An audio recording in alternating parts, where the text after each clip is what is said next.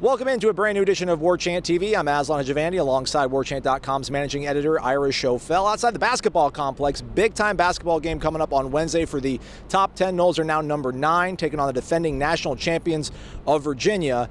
And here we are, Ira. Florida State's number 9. Virginia's a team coming on a 2-game skid. I think they've lost 3 of their last 5. Florida State, meanwhile, has been on a tear in ACC play. Who'd have thunk it, right? How quickly fortunes change in the ACC, it seems. It really is kind of a crazy, turn of events since the end of last season. Florida State beat Virginia, one of only 2 teams in the country last year that beat Virginia. They only lost 3 games. I think they were 35-3. A bunch of NBA guys, Kyle Guy and DeAndre Hunter and Ty Jerome. I mean, they were loaded, won the national title. Come back into this season, Florida State now is in the top 10, number 9 in the country. Virginia has really struggled offensively. And I think that's the biggest thing when you watch this Virginia team, and you saw it again when they lost to Syracuse the other day, is they just have a hard time scoring, and that's never been their strong suit. Their strong suit is defense, much like Florida State, although they go about it differently.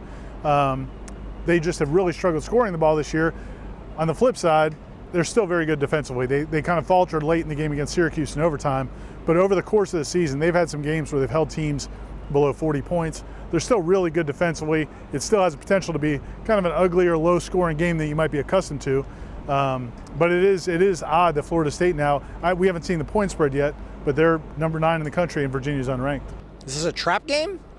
Yeah, it's funny you say that. It almost has that feel, and I think we talked to Leonard Hamilton this week before the game, leading up to the game, and he kind of said, look, you're crazy if you think that Virginia is not going to be a very difficult test, just like almost everybody in the ACC is, especially a team like that that's as proud as they are, and the fact they're coming off of a national championship season and the success they've had over several years. The weird thing is, for Florida State, it's really about maintaining the focus that they had to get to this point. That was one of the things Trent Forrest talked about when we talked to him this week was, they've been in this position before. Florida State was in the top 10, I guess, 3 years ago. Then they were in the top 10 again last year, and now they're in the top 10 again. And 3 years ago, when Trent was a freshman, they didn't handle it very well, and they went and got blown out once they got up to number 6 in the country, lost a couple games in a row, never really regained their footing. Last year, it took them a little while to regain their footing. Last year, they did a better job. They hung with it, and I think that's going to be the key right now as they play Virginia this week, got Miami this weekend. Both those games, I assume Florida State will be favored, but they have to maintain that intensity. They can't slack off, and you would think you're playing the defending national champion, that wouldn't happen. What kind of stood out to me the last time around for Florida State was the fact that they jumped out to such a big lead on Wake Forest. Lost it, saw it totally dissipate, but then still came back and won the game by double digits. And that's the kind of stuff that, Duke and Kentucky and the Blue Bloods sort of do is they'll maybe let a team linger and hang around, but then they'll come back and put their foot on their throat. I mean, is this another part of the learning process for this team to become championship caliber, to be able to play the pack line defense and not get frustrated against a team that's going to play really hard? Because, again, Florida State's number 9 and Virginia needs a spark to get their season turned around. Yeah, no, I do think it is. And it's going to be interesting to see how some of these younger players who have stepped up so far, how they do against this defense. And one of the ways Virginia really makes you pay is they want you to take early shots in the shot. They want you to rush things. They want you to be uncomfortable because they're going to play defense for 30 or 35 seconds. And where Florida State beat them last year was they were comfortable running their offense and being patient because they had all those seniors. They had 5 or 6 seniors on that team last year. They don't have that luxury this year. I think the key is, MJ Walker and Trent Forrest. I think when you talk about that Wake Forest game, those guys, their veteran experience, being able to shepherd things through a rough patch on the road.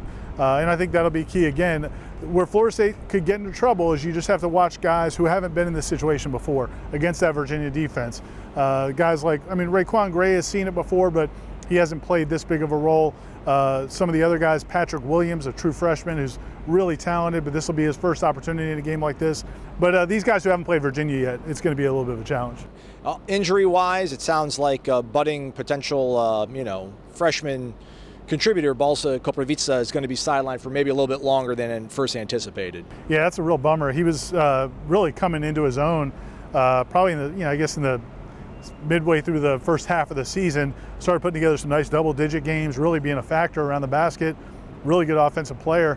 And then he took that tumble and has been out now for the last 2 or 3 games. When we talked to Leonard this week, he was much more basically much more adamant that it's not going to be anytime soon. Bearish. It's not going to be anytime soon. We kind of wondered how quickly he might be able to get back. Doesn't sound like he's going to be back anytime soon. They do have other big men, and I think you can make a case that Florida State maybe plays better when they're small sometimes, but it's still a big loss. I mean, he's a real promising guy, and what you wonder is if he does make it back late in the year, now he's lost all this time as a freshman, will he be anywhere near as effective as he would have been if he played the whole season? Also up on Warchant.com right now, a piece you worked on, and you sat down with Charlton Young, CY, as his friends call him. I think you can call him CY, and kind of had a nice little one-on-one with him, and also kind of just talked about the journey that he's been on here with Leonard Hamilton, and how they've gotten this program kind of up and running, right? Yeah, I thought it was really interesting, and it's up at Warchant.com, and it's a free article, so you don't have to have a subscription to read it.